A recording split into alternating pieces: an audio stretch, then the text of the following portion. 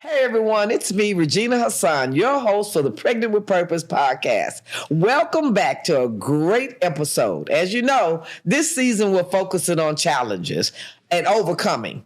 I have been sharing a lot about my bout with glaucoma, and even though the prognosis for my condition is total blindness, I have still been called to do whatever it is that God has purpose for my life. And I'm still finding that I'm able to do that. What I've realized is that, my purpose in life is not contingent on whether or not I can see or whether I have an education or I have a bunch of money in my pocket, that my purpose in life is contingent on my relationship with God. So during this season, I've run into a lot of other people who have been able to overcome their challenges and still do what God has purpose for them to do. And today is no different. You never get a chance to see our sound guy, that's Steve, but you will get a chance to meet his mom. Great lady, love her. I have Tanya Thompson with me today, and she's going to talk to us. She's going to talk to us about her challenges and the things she has overcome to be able to do God's will. So welcome, Tanya. Welcome to the show. Thank you so much. I'm so glad to be here to talk to you today. Okay, so doing real talk, I like doing real talk. Just, honest talk. Okay. This is our second time having to go through this, okay? We did it the first time, and we were going real well, but the microphone wasn't acting right. So now we're going through this again. So we really want to get it as good as we did the first time. It was good, y'all. But anyway, I digress. Anyway, Tanya, I want you to talk to us about what you overcame physically. Then I want you to go into how you overcame the pandemic, what you did to get through that. So you had some knee problems. I had decided I wanted to be an athlete in my 40s. Mm-hmm. This is not really the time you should start. Never too late for a dream. Yeah, it was a nightmare. Played softball at the church softball game. I hit the ball, ran to first. The base moved. It wasn't supposed to.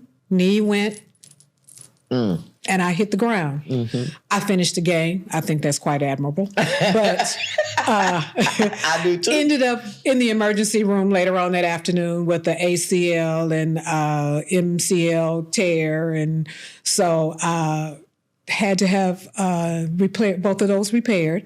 It lasted about 10 years, and then it decided it didn't want to last any longer. So I ended up with a knee replacement, left knee replacement. It's one of the toughest things I've ever had to do in my life. It was the most painful that I've ever endured in my life. Muscle, yes. Skin, yes. Bone is something else. Bone pain is something else. And you literally have to realize they took out your kneecap and put in a new one. Right. And that's what it feels like every day for about 8 weeks. Really? Yeah, I was up all night in pain.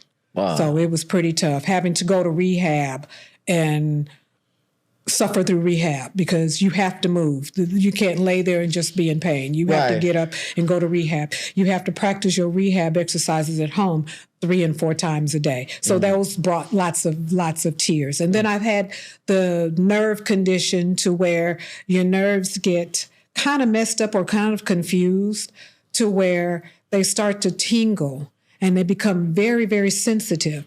So I had my surgery in the wintertime. I couldn't put a blanket on my leg. So I had put blankets all around me, leave my leg hanging out. Wow. Are you warm? No. I was cold and in pain. Right. So that lasted, probably about 2 months as well. So, and then it started to fade away. But it was a pretty tough surgery. Wow. It was pretty tough. Now, I hear that your husband had the same? My husband has had both his knees done. Wow. Yeah. Yes. Now, how did you get through that? Well, he's still getting through it. He's had the last knee. You only have 2 knees. He had the second knee.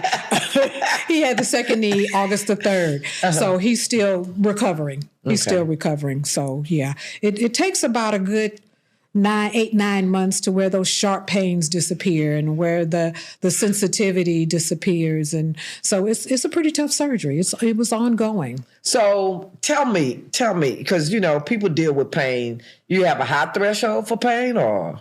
No. Oh, okay then. So No. How did you get through? How did you get through 2 months? Because I couldn't do 2 Lots days. of narco. Okay.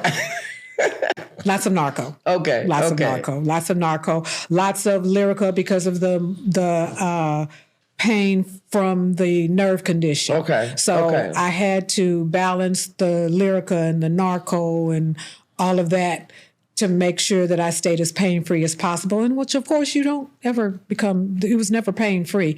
At night, I don't care what I took. It hurt every night. Every single night it hurt. Wow. About 9 o'clock till about 5 in the morning, it would hurt. Right. So you would not be the poster child for getting knee surgery. They probably wouldn't use your picture. It was necessary. But you had to have it. And I had to have it, and I So had to make what would be do. your advice to someone who's going through or contemplating? The same advice I received: do everything that your physical therapist tells you to do and practice your exercises at home no matter what. Okay. It seems like a lot of times with people, I had a mentor for my knee surgery because a friend of mine had both of hers done at the same time. I don't know how she did it. She's probably the one you need to talk to. And I had one. And so I mentored a church member who was having knee surgery. She had bone on bone, like I had bone on bone. And so I mentored somebody, and now she's mentoring somebody to get them through, because I've mentored a couple of people who've had it. That's a great example. That's what I feel like in overcoming things it's having a good support base as well. Because it's one thing going through it, but it's another thing going through it alone, Yeah. And seeing that having someone that you could talk to that knows what the pain is about, Yes, it helped. I deal with that a lot. A lot of times when I tell people that I have glaucoma, they immediately say, "Oh, well, they can fix that," because they get it confused with cataracts, and it's like it's two different things. I say, I wish it was just cataracts. Believe you me, but talking to other people who go through glaucoma, and I can say something like, my eye pressure was high today, and they know exactly what I'm talking about. That makes a difference. That really does. So the pandemic,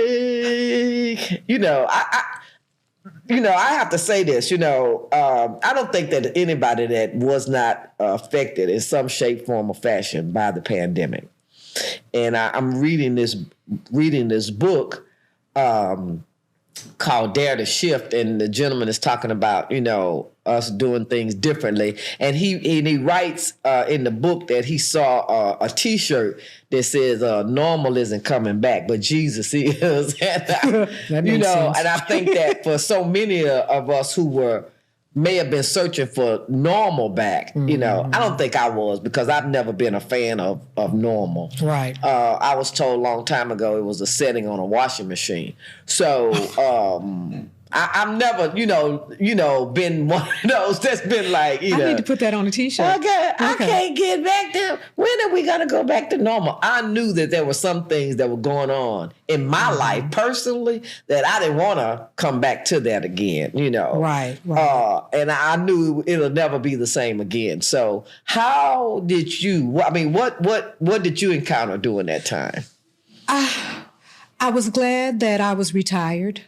Okay. Because I worked in the medical field. So working from home would have never been an option. I did patient care. Oh, okay. So I was glad of that. Okay. That was my number one thing. I was really happy about that. I tell you, it was tough. The isolation was tough. Okay. I lived with my husband and my son, who were gone all day, who were no longer gone all day. Oh, now it was just the three of us. Yeah, we were all home together. Right. And it was interesting dynamic. But I tell you what saved me the most, other than praying that we would get through this without killing each other, was my business. I do novelty items. Okay. And I made masks. And so when I made masks. That's what I did mostly. That's what I did from 9 o'clock till about 6 o'clock in the evening every day. Every day, 6 days a week, I was making and shipping masks. If I didn't have that to do, we would probably hear about us on the news. Right, right. For a lot of people, man, because that was a lot of divorce going on during the pandemic, because people who had been used to getting up and going their separate ways every day now were in the same space. And even though all day, every day, and you can't go anywhere. And when I think about my husband, may he rest in peace. He was not living during the pandemic. He already deceased, but when I think about how that would have been a challenge for us too. Yeah. My husband was definitely one of those people, but he would have been out because he did healthcare. He worked in the healthcare industry. Yeah. He was a drug counselor, but he would have been the one that had the letter from the state or from his job saying, I'm going to work, because he would have been going to work every day. There's no way he would have stayed in with me and our pet. He wouldn't have been able to do it at all. It was tough. It was really tough. Business, like I said, I made masks all day long. I couldn't get orders out fast enough. Wow. with orders. So we did that. We cooked a lot, which was really funny. We barbecued everything that didn't barbecue us. What was the purpose of the barbecue? Why was that? Just because we had food there. There was nothing else to do. And so everybody had their own. Let's barbecue. We barbecued all the time. We tried different recipes all the time. Now seems like that would be fun. That was fun. Just learning how to live life differently. Mm-hmm. How to live life differently. So many things that you think you have to have, you really don't. Right. I miss going to church. Okay. I miss singing in the choir. That part was tough. Right. That part was tough. Going to church every Sunday. Other than that, that was about it. Just wait until life could be in traveling. I'm usually on a plane, cruise ship 3 times a year. Oh, okay. So not being able to go anywhere. Wow. Was tough. I became a real Facebook, Instagram using person. I kept, and two, I kept up from California. I'm from California. I kept up with my family in California. It was easy for me to do that because we were all on Facebook together. Where about in California? LA. Oh, okay then. Mm-hmm. Okay. So I have 40 nephews and nieces in California. Wow. So I have quite a literally 40. I have 46 nieces and nephews total. Wow. Total. I have lots of my family was be fruitful and multiply. They took it seriously. They obeyed. Yeah, they obeyed. That might be the only thing they obeyed, but they obeyed that. So we Facebooked a lot and, keeping up with them. Because, of course, I don't have all their telephone numbers. Right. They don't have mine. So, we look to see so-and-so look like he's not having a good day. You pick up the phone and say, hey, your child said such and such on Facebook. Might want to call him. Yeah. And we would do that to each other, friends and stuff. We would say, don't look like so-and-so's doing too good today. Really, I haven't been on Facebook. Let me go look. Right. So we did that with friends and family, but I was glad when it was over. I was glad when it was over, when we were free. It definitely was a challenging time. It really forced people to, for me, it forced me to look at, if I couldn't look at anybody else, since I didn't have anybody else to focus on, except for my furry baby, she and I would sometimes we get sick of each other being in the room. Sometimes I think she would look at me and say, you ain't going nowhere today? Because, when I was gone, she had the house to herself. So I think that sometimes she was thinking to herself, I wish she'd leave. But we said that about the people in the house. I'm sure that, I'm used to them getting up, going to work. And when they got home, I'm so glad to see you. I'm so glad to see you. But they left Stephen went to spring break first, never went back. My husband went to spring break the next week. He never went back. They didn't leave the house until August, September, maybe. I'm not quite sure. Might have been September, October. So we were together, all 3 of us. Right. Well, one of the things 24 hours. Well, one of the things I had to focus on was me. and the pandemic gave me a good opportunity to take a look at me, which wasn't the funnest of things to look at, because, when there's someone else, at least you like, well, what's wrong with them today? But when it's just me, and, it's like... Yeah, what's wrong with me today? What's wrong with me today? When you're talking about you to you, she done lost her mind, hasn't she? Yeah, and thankful too, I don't want to leave out the part about being thankful. I'm thankful that we all survived. Right. My immediate family, that we all survived. I'm thankful that no one was ever unemployed because, people lost their jobs. And everybody stayed employed. We survived. We lost a few distant relatives. Right. But I was thankful. Yeah. Thankful to that. It was a lot to be thankful for. Yeah, it was. It was a lot to be thankful for. So I don't want to ever leave that part out. I thank God, even through that time, He was good. Even through it. Even through the stir crazy, all of that. Still good. Spent a fortune on Amazon.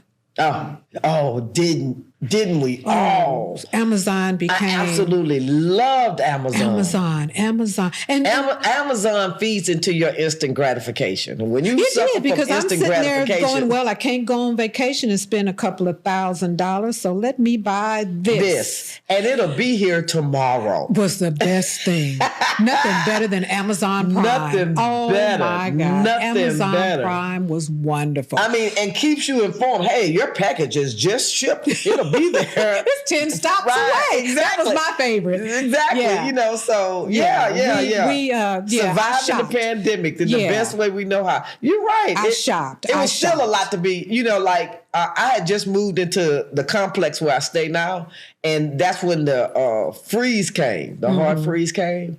And, while people were calling, I was talking to my friends and other family,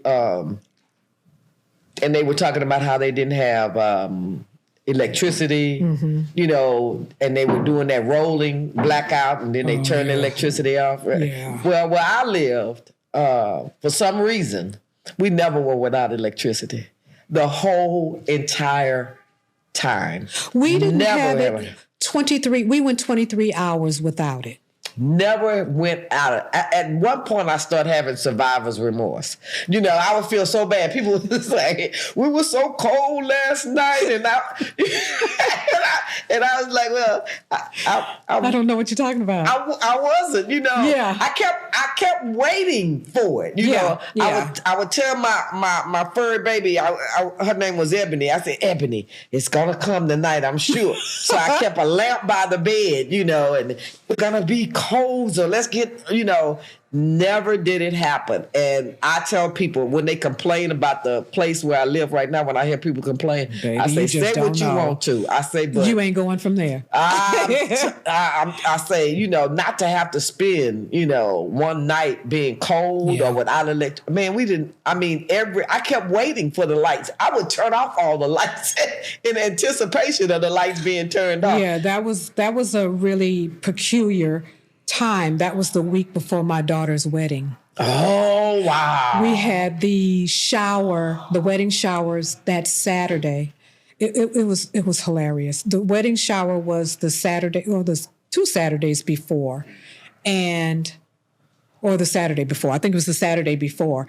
And one of the bridesmaids came down with COVID. So that Sunday, I had to go take a COVID test before the freeze came. And then my daughter, who had 4 children, and her husband had to move in with us because they had no electricity. Wow. And then Stephen was there with us because Stephen was there with us. And so we were all there together. One big happy family. So we were all there together for 4 days. My daughter had electricity, the one that was getting married, but she didn't have heat. Wow. So her husband had to slide across town to come get the portable heaters that we had. It was really, and so her lights and everything went out the Friday of her what do you call that rehearsal? The rehearsal for the wedding. The rehearsal dinner. She lost her power that day. Wow. It was a lot going on. It was really a lot going on. Look on it now and chuckle. It ain't really funny yet, but we look at it and chuckle. But you got through it. She got married? She got married. Praise the Lord. And I got my test results back. And you were negative? And I was negative. Praise we were the all Lord. negative except for the bridesmaid who caught it and she couldn't be a part of the wedding. Right. And she was like, Mom, I can't get married without you. I said, no, you can't get married without Travis. Right. That's who you can't get married. Oh, you going to get married. You're going to get married. We're not we had to postpone it because of COVID. Wow, we weren't doing that again. Wow, so that's kind of where we are with overcomer. that. Yeah, I tell people I'm always a plan B girl because plan A usually don't work. Uh-huh. And I think it took some years to learn that plan A didn't include God the way it should have, which is probably why it didn't work. Right. For I know the plans I have for you. Yeah. For I know the plans I have for you. Yeah. You know, that's a good testimony right there. Yeah. Because the plan A didn't include God, which I realized too that, you know. It wasn't going to work anyway. Easy God. Yeah, it just wasn't going to work. So I've learned to ask him first and not second and third. Right. And I'm thankful for the time that he's let me go on and live out that plan A and saw it go into catastrophe and then allow me to come back. Because I know he was in heaven doing that. Right. I know he was in heaven doing that. Like, I'm going to just let you. There she go again. There she go again. Lord, there she go again. She'll be back. Hunching Jesus. So, there you go. Look at her. Look at her. Look at her. Now, I thought she learned her lesson the last time. You know, yeah. I always tell my husband, I say, Ty, I know y'all up there having a good laugh. You know, at our expense. Watch what she getting ready to do. Watch what she getting ready to do. Yeah, we right. Yeah. Plan B. This is great. This has been great, Tanya. I am so thankful that you came. Me too. To talk to me today. I really am. I love the discussion. I love it. You belong in the overcomers pool with the rest of us, you know, getting through with the help of God, getting through this madness that we call this world. But I really appreciate you coming today. Thank you for having me. I enjoyed it. So I got a You Know You're Old segment. I got two of them. I can't remember one of them. You know you old. When you can't remember one of them. I got this one the other night. Oh, man, I thought I was going to die. We were sitting around at the place I live. We were all sitting around playing cards, right? You know, on Friday nights, we get together, a group of us. We get together, play cards, play old music. You know, sometimes they'll play dominoes. And this one gentleman that lives in the in the complex, they were like, hey, man, you play, you know, spades, bid, you know, because they play spades and bid with. Man, you play spades and bid with. And he says, the only game I play is checkers. And I was like, dude, you know you old. You know. When all you play is checkers? Checkers. I said, just saying it. I say, you know you old. I said, you know you old when your game of choice is checkers. Okay? It's checkers. And did he play with dinosaur bones? Right. That's what I mean, but he was so sincere. He was like, yeah, man, the only game I get down with checkers. And everybody was like, wow. Yeah. I said, man, you just told your age. Really? Right. I say, do they even know what checkers is nowadays? You know, the young people even know what checkers is? Because checkers used to be the game. You know what I mean? Checkers. It used to be the game. Checkers was the game. I learned to play chess. I learned to play chess. My next door neighbor taught me how to play chess, but I haven't played it since then because I never had anybody to play with. Yeah. But checkers? Checkers. Let me tell you, checkers. If you didn't have nothing else, you had checkers. You had checkers. That was the board game. Yeah, that was the board. Besides Monopoly. Yeah. That was the board game. So, and the other one was, this lady sent it to me and she said, you know you're old when somebody asked you how old you were and you got to take out your calculator on your phone to figure it